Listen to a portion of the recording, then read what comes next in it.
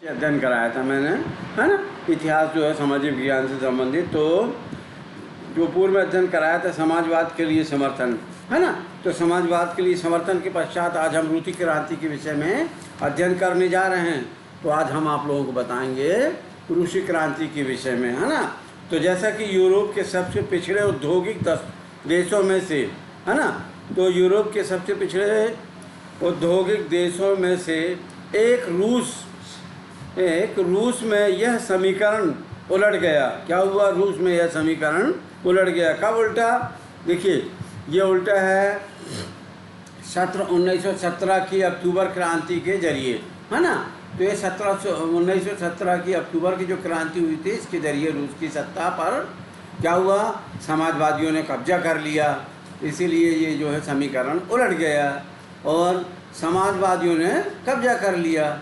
अब इसके पश्चात फरवरी 1917 में राजशाही के पतन और अक्टूबर की घटनाओं को ही अक्टूबर क्रांति कहा जाता है। क्या कहा जाता है? समझ रहे हैं आप बात को? राजशाही के पतन और अक्टूबर की घटनाओं को ही अक्टूबर क्रांति कहा जाता है। अब ऐसे कैसे हुआ? अब देखिए, ऐसा इसलिए हुआ क्योंकि क्रांति के समय रूस के सामाजिक और राजनीतिक हालात कैसे थे। आज हम इस पर आप लोगों को और भी जानकारी ये देना चाह रहे हैं कि रूस के, है ना,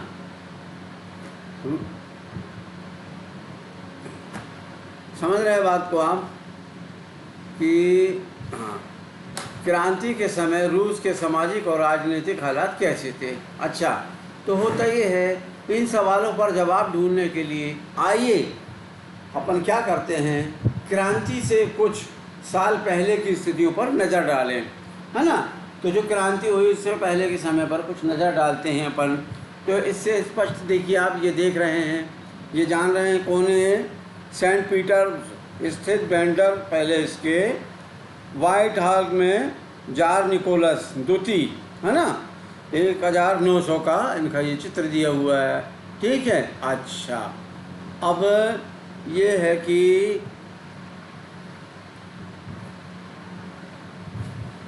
कि अब हम आपको रूसी साम्राज्य के संदर्भ में भी जानकारी दे रहे हैं कि रूसी साम्राज्य 1914 में क्या स्थिति थी। तो रूसी साम्राज्य 1914 में रूस और उसके पूरे सम्राट पर जार निकोलस, कौन, जिनका भी हमने आपको छायाचित्र बतलाया, तो 1914 में रूस और उसके पूरे साम्राज्य पर जार निकोलस द्वितीय का शासन था। ठीक है, जार निकोलस द्वितीय का शासन था। तो फिर क्या हुआ? मॉस्को के आसपास पड़ने वाले भूक्षेत्र के अलावा, ठीक है, मॉस्को जो था, तो मॉस्को के आसपास पड़ने वाले भूक्षेत्र के अलावा आज का फिनलैंड, लातविया, क्या है? लातविया, लिथुआनिया, ठीक है, लिथुआनिया, एस्टोनिया तथा पोलैंड, यूक्रेन व बेलारूस के कुछ हिस्से रूसी साम्राज्य के अंग थे। ये जो इनमें से कुछ हिस्से रूसी साम्राज्य के क्या थे? ये अंग थे। अच्छा, उसके बाद क्या हुआ? ये साम्राज्य प्रशांत महासागर तक फैला हुआ था। कहाँ तक फैला था यह साम्राज्य? प्रशांत महासागर तक। जो प्रशांत महासागर है, तो प्रशांत महासागर तक फैला हुआ था। और आज के मध्य एशिया राज्यों के साथ साथ जॉर्जिया, आर्मेनिया व अजरबैजान, समझ रहे हैं, अजरबैजान भी इसी साम्राज्य के अंतर्गत आते थे। क्या है? इसी साम्राज्य के अंतर्गत आते थे। और रूस में ग्रीक ऑर्थोडॉक्स चर्च से उपजी शाखा, क्या? चर्च से उपजी शाखा रूसी ऑर्थोडॉक्स क्रिश्चियनिटी को मानने वाले बहुत, समझ रहे बात को आप? मानने वाले बहुत में थे। लेकिन इस साम्राज्य के तहत रहने वालों में कैथोलिक, प्रोटेस्टेंट, मुस्लिम और बुद्ध भी शामिल थे, है ना। कैसे प्रमुख और बुद्ध भी शामिल थे। अब जैसा कि आप ये चित्र देख रहे हैं, है ना, रूसी साम्राज्य से संबंधित, तो आप ये नक्शे में स्पष्ट रूप से देखेंगे, जैसे नॉर्वे दिया है, स्वीडन दिया है, डेनमार्क है, उत्तरी सागर है, इंग्लैंड है ना, हॉलैंड है, बेल्जियम है, जर्मनी है, अटलांटिक महासागर है, और साथ में ये फ्रांस है, और बीचों बीच जर्मनी है ना, ऑस्ट्रेलिया, हंगरी, रोमानिया आदि जो है, ये सब चित्र दिए हुए। अब इसके पश्चात हम आपको स्पष्ट रूप से ये बताना चाह रहे थे कि अर्थव्यवस्था और समाज से क्या तात्पर्य है।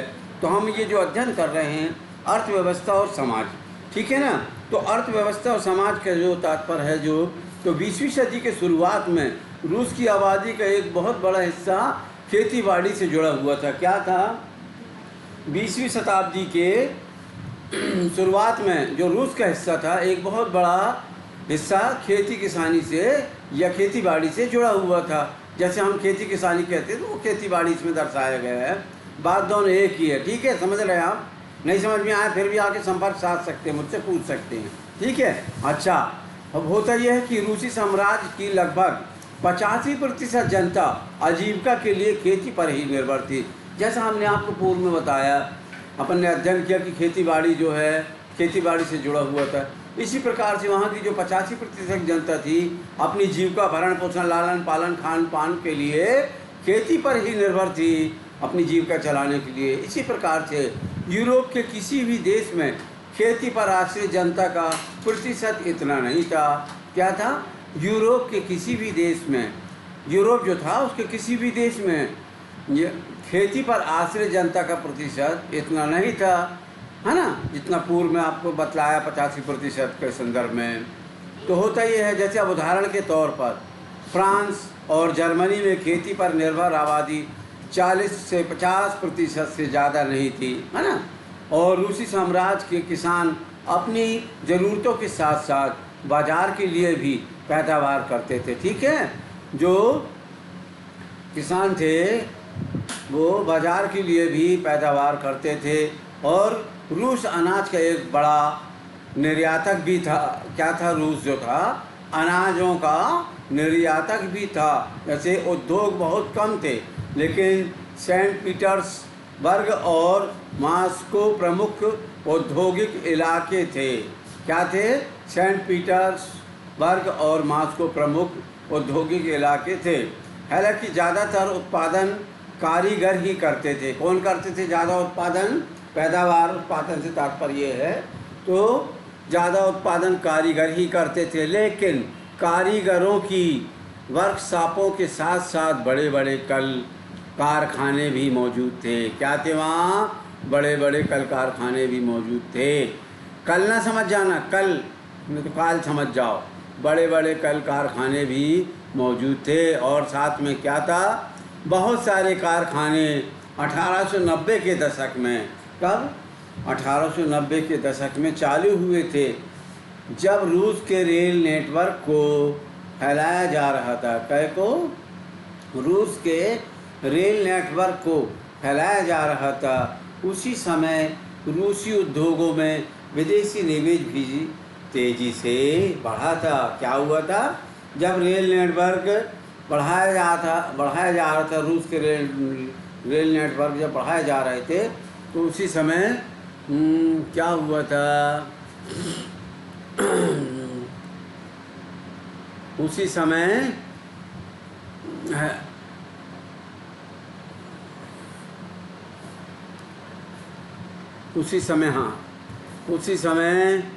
ठीक है, समझ रहे हैं ना आप?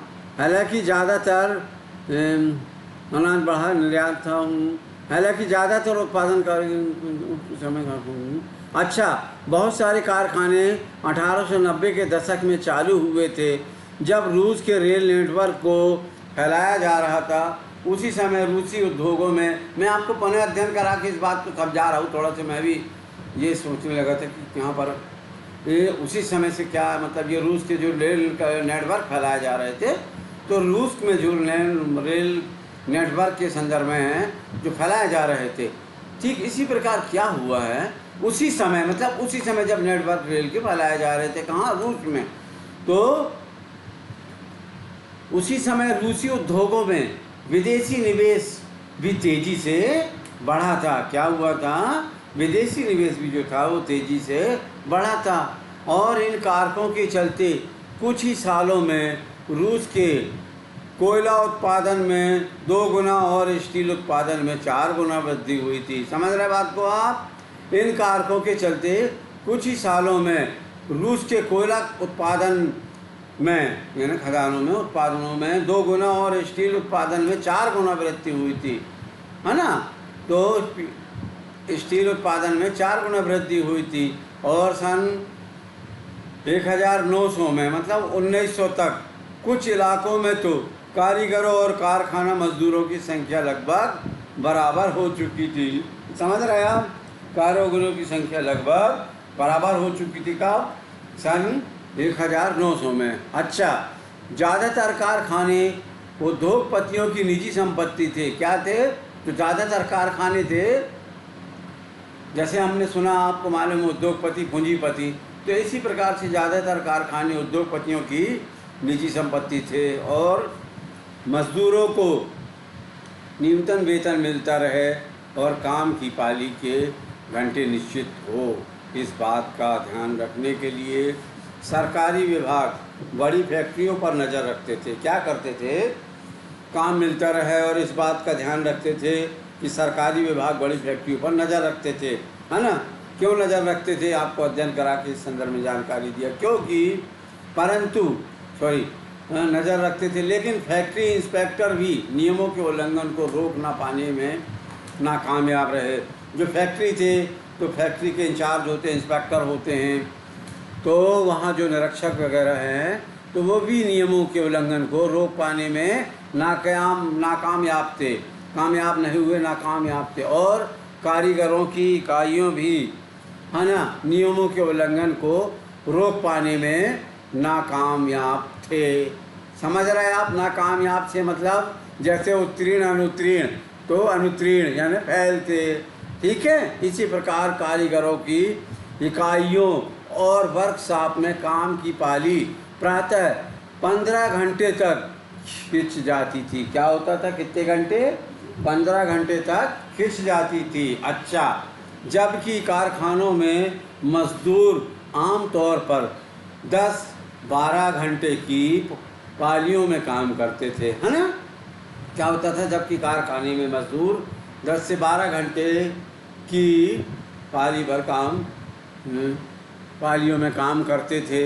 मजदूरों के रहने के लिए, मजदूरों के रहने के लिए भी कमरों से लेकर टर्मिटरी तक तरह तरह की व्यवस्था मौजूद थी, है ना। भिन्न भिन्न प्रकार की सभी व्यवस्थाएं मौजूद वहाँ पर उपलब्ध थीं, और सामाजिक स्तर पर मजदूर बटे हुए थे। समझ रहे हैं? सामाजिक स्तर पर मजदूर बटे हुए थे। कुछ मजदूर अपने मूल गांव के साथ अभी भी गहरे संबंध बनाए हुए थे। जो मजदूर थे वहाँ पर, तो उनका जो मूल गांव है, अपने मुख्य गांव में, जहाँ उनका जैसे पैतृक होता है जन्म स्थान, तो इसी तरीके से कुछ मजदूर अपने मूल गांव के साथ अभी भी गहरे संबंध बनाए हुए थे। बहुत सारे मजदूर स्थायी रूप से शहरों में ही, बहुत से मजदूर स्थायी रूप से शहरों में ही बस चुके थे। कहाँ बस चुके थे? बहुत से मजदूर स्थायी रूप से, जैसे स्थायी और अस्थायी, तो वो क्या हुआ? बहुत से मजदूर जो है स्थायी रूप से शहरों में बस चुके थे। अच्छा, उनके बीच योग्यता और दक्षता के स्तर पर भी, उनके बीच क्या हुआ?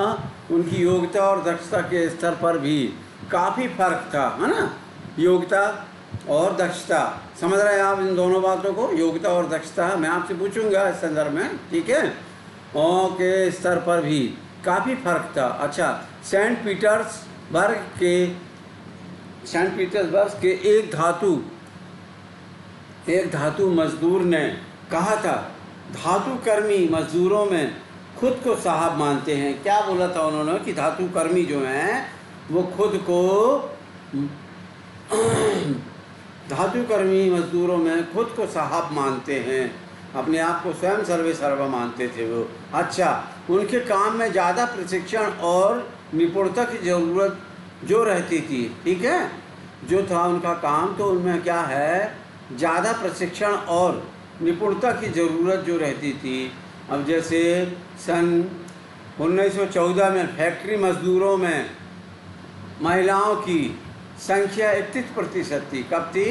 1914 में महिलाओं की संख्या 31% थी, लेकिन उन्हें पुरुष मजदूरों के मुकाबले, लेकिन उन्हें पुरुष जो थे उनके मुकाबले कम वेतन मिलता था, है ना, पुरुषों के मुकाबले उनको कम वेतन मिलता था महिलाओं को, और मर्दों की तनख्वाह के मुकाबले आधे से 3/4 तक मजदूरों के बीच मौजूदा फासला उनके पहनावे और व्यवहार में भी साफ दिखाई देता था। समझ रहे हैं? जैसे अपने बिहार में, यूपी में शब्दों का उद्बोधन किया जाता है, पहनावा, है ना, तो पहनावा से तात्पर्य पहनना ओढ़ना, जैसे अपने यहाँ कहा जाता है। तो मौजूदा फासला उनके पहनावे और व्यवहार में भी साफ दिखाई देता था। अच्छा, यद्यपि कुछ मजदूरों ने बेरोजगारी या आर्थिक संकट के समय एक दूसरे की मदद करने के लिए संगठन बना लिया था। समझ रहे हैं बात को आप? कुछ मजदूरों ने बेरोजगारी या आर्थिक संकट से, है ना, तो बेरोजगारी और आर्थिक संकट से के समय एक दूसरे की मदद करने के लिए क्या किया था? संगठन बना लिए थे। और संगठन बना लेने के बाद, लेकिन ऐसे संगठन बहुत कम थे, है ना, ऐसे संगठन क्या थे? बहुत कम थे, उन्होंने संगठन बना लिया था। अब होता ये है कि इन विभेदों के बावजूद जब किसी को नौकरी से निकाल दिया जाता था या उन्हें मालिक से कोई शिकायत होती थी, तो मजदूर एकजुट होकर हड़ताल भी कर देते थे। क्या करते थे? जब उनको कोई शिकायत होती थी तो वो मालिक से शिकायत करते थे और मालिक नहीं सुनते थे, तो वो इकट्ठा होकर, एकजुट होकर क्या करते थे? मजदूर एकजुट होकर भी क्या करते थे? मैं आपसे पूछूंगा इस संदर्भ में, थोड़ा सा मैं घुमा के शब्दों का उद्बोधन कर रहा हूँ। अच्छा, मालिकों से कोई भी शिकायत होती थी तो मजदूर एकजुट होकर हड़ताल भी कर देते थे, है ना, ठीक है। आंसर भी आपको स्पष्ट कर दिया संक्षेप में। लेकिन होता ये है 1896 से 1897 के बीच कपड़ा उद्योग में और 1902 में धातु उद्योग में ऐसी हड़तालें काफ़ी बड़ी संख्या में आयोजित की गई, है ना। 1902 में धातु उद्योग में ऐसी हड़तालें काफ़ी बड़ी संख्या में आयोजित की गई, लेकिन देहात की ज़्यादातर ज़मीन पर किसान खेती करते थे। क्या होता था? गांव देहात की जो ज़मीन थी वहाँ पर ज़्यादातर किसान क्या करते थे? खेती करते थे। परंतु विशाल संपत्तियों पर विशाल सामंतों, राजशाही और ऑर्थोडॉक्स चर्च का कब्जा था, है ना। मजदूरों, समझ रहे हैं आप, मजदूरों के तरह किसान भी बटे हुए थे। अच्छा, किसान बहुत धार्मिक स्वभाव के थे। जो किसान थे वो क्या थे? बहुत धार्मिक स्वभाव के थे। इक्का दुक्का वादों को छोड़, अच्छा, इक्का दुक्का वादों को छोड़ दिया जाए तो वे सामंतों और नवाबों का बिल्कुल सम्मान नहीं करते थे। समझ रहे हैं? वो सामंतों और नवाबों का बिल्कुल सम्मान नहीं करते थे। नवाबों और सामंतों को जो सत्ता और हैसियत मिली हुई थी वह लोकप्रियता की वजह से नहीं, बल्कि जार के प्रति उनकी निष्ठा, समझ रहे हैं, नवाबों और सामंतों को जो सत्ता और हैसियत मिली हुई थी वह लोकप्रियता की वजह से नहीं, बल्कि जार के प्रति उनकी निष्ठा और सेवाओं के बदले में मिली थी। अच्छा, ठीक है। यहाँ की स्थिति फ्रांस जैसी नहीं थी। समझ रहे बात को आप? यहाँ की जो स्थिति थी वो फ्रांस जैसी नहीं थी। मिसाल के तौर पर, यानी उदाहरण के तौर पर, फ्रांसीसी क्रांति के दौरान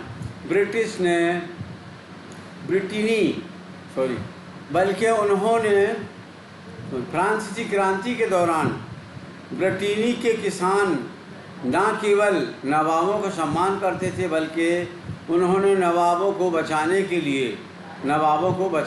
लिए बाकायदा लड़ाई भी लड़ी, है ना।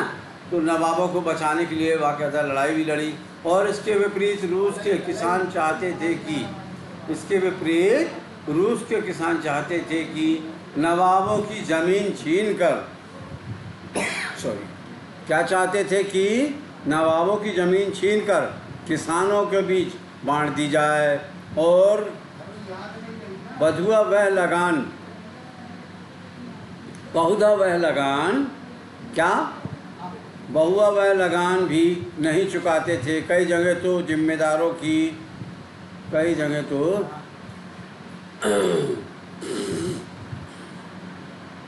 समझ रहे हैं बात को आप? कई जगह तो जिम्मेदारों की